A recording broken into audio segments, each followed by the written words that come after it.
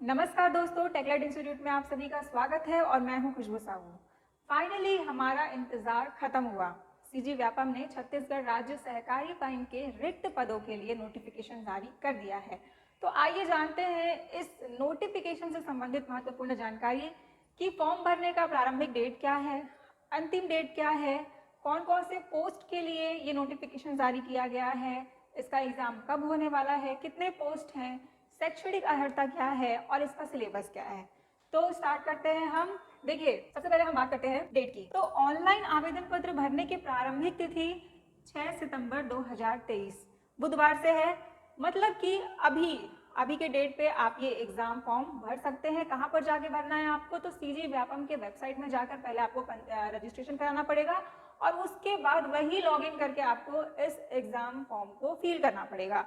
इसका starting date 6 सितंबर 2023 है और अंतिम तिथि 23 सितंबर 2023 शनिवार रात्रि 11:59 तक, मतलब 12 बजे से पहले आपको 23 सितंबर 2023 तक इस फॉर्म को भर देना है।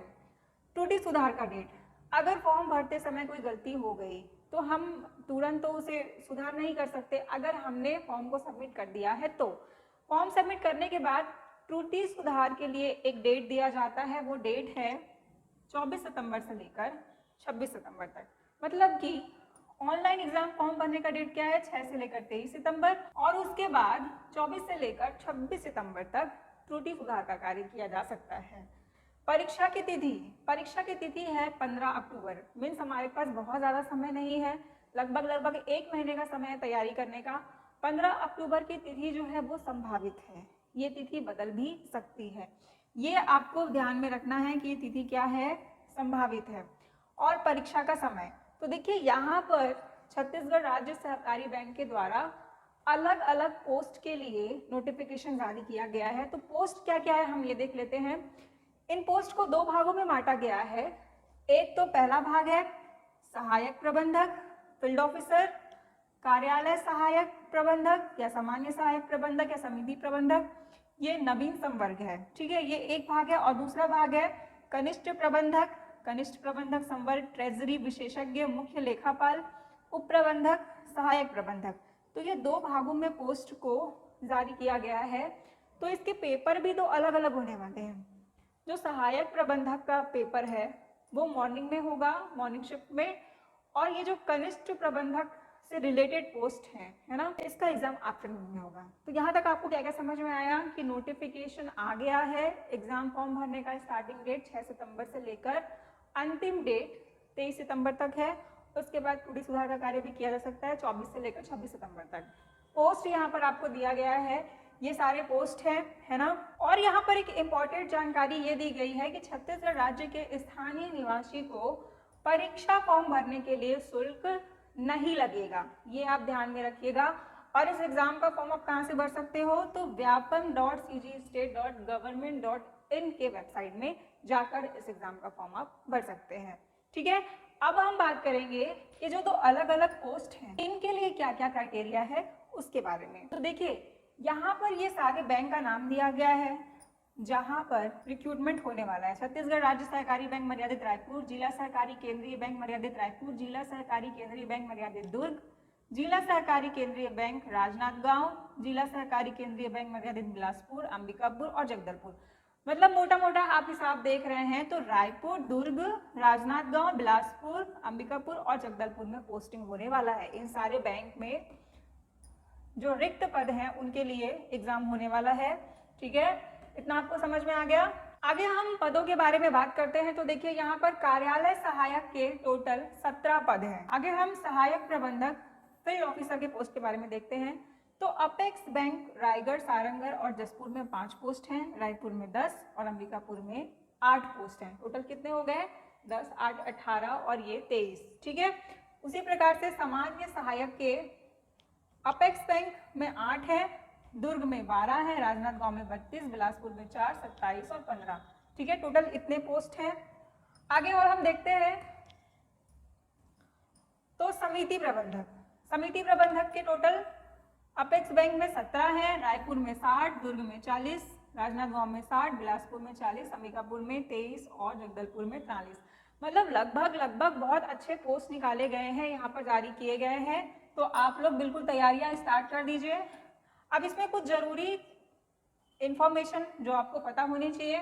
तो देखिए, सबसे पहली बात तो कि यहाँ पर रिजर्वेशन का प्रावधान नहीं दिया गया है, ठीक है। यहाँ पर आपने केवल रिक्त पद देखा होगा, वहाँ पर कहीं भी आपने अलग अलग वर्गों के लिए उसे कैटेगराइज किया गया है, ये आपने नहीं देखा है। तो यहाँ पर रिजर्वेशन नहीं है, ठीक है।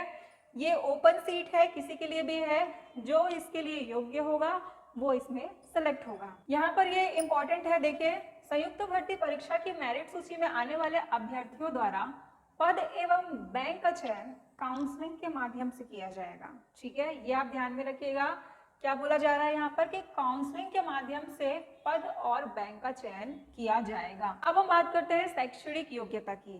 तो इन सभी पोस्ट के लिए शैक्षणिक योग्यता समान है। किसी भी मान्यता प्राप्त विश्वविद्यालय से 50% अंकों के साथ स्नातक होना चाहिए, मतलब ग्रेजुएट होना चाहिए, और पीजीडीसीए किया हुआ होना चाहिए, ठीक है। मान्यता प्राप्त विश्वविद्यालय से पीजीडीसीए। तो यहाँ से हम क्या समझ पा रहे हैं कि शैक्षणिक योग्यता क्या है, एक तो ग्रेजुएट होना चाहिए, ठीक है, स्नातक होना चाहिए, और दूसरा पीजीडीसीए किया हुआ होना चाहिए। चारों में सेम क्राइटेरिया है, समझ में आ गया आपको यहाँ तक? ठीक, अब हम इसके सिलेबस के बारे में बात कर लेते हैं। तो देखिए, जो पेपर होने वाला है, क्वेश्चन पेपर, वो 100 मार्क्स का होने वाला है, और इसमें टोटल 100 क्वेश्चन होने वाले हैं। हर क्वेश्चन 1 मार्क्स का होगा, ठीक है, जो कि पैटर्न होता है हमेशा, है ना। अब ये जो क्वेश्चन पेपर है, ये 2 भागों में बटा होगा। ये सहायक प्रबंधक के एग्जाम के बारे में बात कर रही हूँ, जो फर्स्ट शिफ्ट में होने वाला है। सेकंड शिफ्ट के बारे में अभी हमने कोई डिस्कशन नहीं किया है, ठीक है। अभी हम केवल फर्स्ट शिफ्ट के बारे में डिस्कस कर रहे हैं। तो यहाँ पर पहले भाग में छत्तीसगढ़ का सामान्य ज्ञान और छत्तीसगढ़ी भाषा का ज्ञान आएगा, और दूसरे भाग में सहकारिता अधिनियम एवं बैंकिंग संबंधी जानकारी, सामान्य ज्ञान, गणितीय एवं तार्किक योग्यता, हिंदी भाषा का ज्ञान, अंग्रेजी भाषा का ज्ञान और कंप्यूटर संबंधी ज्ञान। मतलब कि Hindi, English, computer, maths, reasoning, general study, चाहे इंडिया का हो चाहे छत्तीसगढ़ का हो, और सहकारिता अधिनियम एवं बैंकिंग संबंधी जानकारी। ये टोटल हमारा सिलेबस होने वाला है। मगर इसमें आप एक बार ध्यान में रखिएगा, जो कि बहुत ही महत्वपूर्ण है, इस भाग 1 में हमें 50% मार्क्स लाना अनिवार्य है। अगर 50% मार्क्स नहीं लाया गया तो ये जो दूसरा क्वेश्चन है, ये कॉपी ही चेक नहीं होगा। यहाँ पर यही लिखा गया है कि सीधी भर्ती के पदों पर चयन हेतु अभ्यर्थी को छत्तीसगढ़ का सामान्य ज्ञान एवं छत्तीसगढ़ी भाषा के ज्ञान संबंधी लिखित परीक्षा में न्यूनतम 50% अंक या उससे अधिक अंकों सहित उत्तीर्ण होना अनिवार्य होगा। लिखित परीक्षा भाग 1 में निर्धारित अंकों का न्यूनतम 50% अंक या उससे अधिक अंक प्राप्त करना अनिवार्य होगा। तभी जो है दूसरा जो पेपर है, दूसरा भाग है उस पेपर का, उसे चेक किया जाएगा और उसके आधार पर फिर मेरिट रैंक निर्धारित किया जाएगा, ठीक है। जैसे कि सीजीपीएससी में भी होता है, हमने देखा है कि सी सेट क्वालिफाइंग इन नेचर का होता है, हमें सी सेट क्वालिफाई करना जरूरी होता है, तभी जो है पेपर 1 चेक होता है। तो उसी प्रकार से यहाँ पर भी ये क्राइटेरिया रखा गया है। इतना आप लोगों ने समझ लिया। अब हम बात करेंगे जो दूसरे शिफ्ट में एग्जाम होने वाला है कनिष्ठ प्रबंधक का, उसके बारे में, उसका सिलेबस क्या है, उसकी शैक्षणिक योग्यता क्या है, उसके बारे में हम जानकारी देख लेते हैं। तो देखिए, यहाँ पर कनिष्ठ प्रबंधक के टोटल 3 पोस्ट हैं और यहाँ पर वेतनमान दिया गया है 43,200 से 1,36,500 तक का। दूसरा जो पद है वो कनिष्ठ प्रबंधक संवर्ध ट्रेजरी विशेषज्ञ मुख्य लेखापाल का, इसके भी 2 पोस्ट हैं, ठीक है। तीसरा पोस्ट है उप प्रबंधक का, इसका 1 पोस्ट है, और सहायक प्रबंधक के 3 पोस्ट है। ये जो चारों पोस्ट हैं, इनकी शैक्षणिक योग्यता एक समान है, और ये क्या है, किसी मान्यता प्राप्त विश्वविद्यालय से प्रथम श्रेणी में आपको स्नातक होना है, या तो MBA किया होना चाहिए बैंकिंग या फाइनेंस से, या तो CA किया होना चाहिए, या तो ICWA किया होना चाहिए, या तो MCOM की डिग्री होना चाहिए, ठीक है। ये आपको ध्यान में रखना है। इन चारों पोस्ट के लिए शैक्षणिक अर्हता सेम है, फर्स्ट डिग्री से ग्रेजुएट, और पोस्ट ग्रेजुएशन में या तो MBA होना चाहिए, या तो CA होना चाहिए, ICWA होना चाहिए, या तो MCOM होना चाहिए, तभी आप ये एग्जाम दिला सकते हैं। तो ये जो पेपर है, इसमें भी 3 भाग में क्वेश्चन पूछा जाएगा, जिसका पहला पार्ट होगा छत्तीसगढ़ का GS और छत्तीसगढ़ी भाषा का ज्ञान।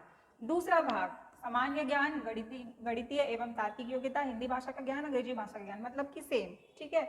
इसे हम कह सकते हैं कि इंडिया का जीएस और हिंदी लैंग्वेज और इंग्लिश लैंग्वेज, ठीक है। और जो सबसे महत्वपूर्ण इसका थर्ड भाग है, सहकारिता अधिनियम एवं बैंकिंग संबंधी प्रबंधन संबंधी जानकारी, ठीक है।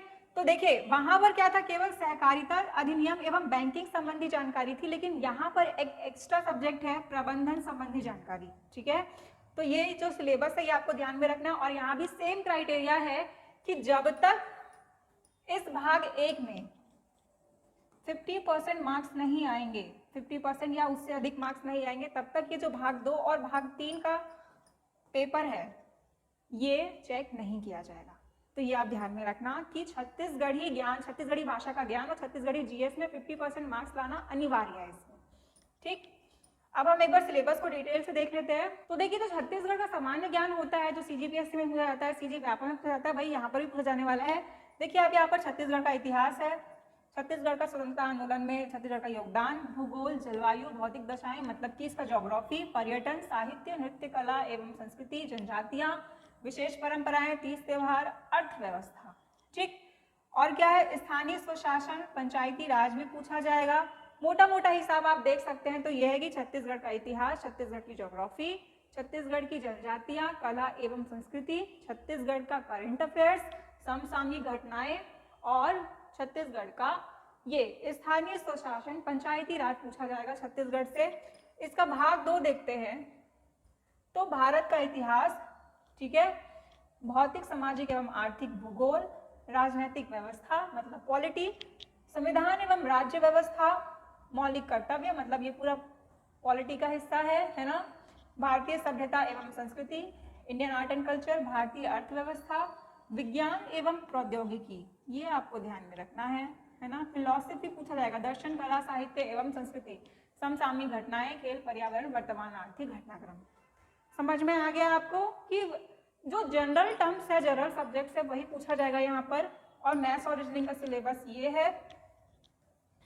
और नीचे आप देख रहे हो हिंदी भाषा का ज्ञान, इसका आप स्क्रीनशॉट ले लीजिए, ये इसका सिलेबस है हिंदी का और इंग्लिश का, ठीक है। और सहकारिता अधिनियम का सिलेबस ये है, आप इसका भी स्क्रीनशॉट ले लीजिए। देखिए ये पूरा सिलेबस है इसका, आप चाहे तो इसे सीजी व्यापम के वेबसाइट पर जाकर डाउनलोड भी कर सकते हैं। तो लगभग हमने पूरी जानकारी यहाँ पर डिस्कस कर ली है इस नोटिफिकेशन से संबंधित। तो धन्यवाद।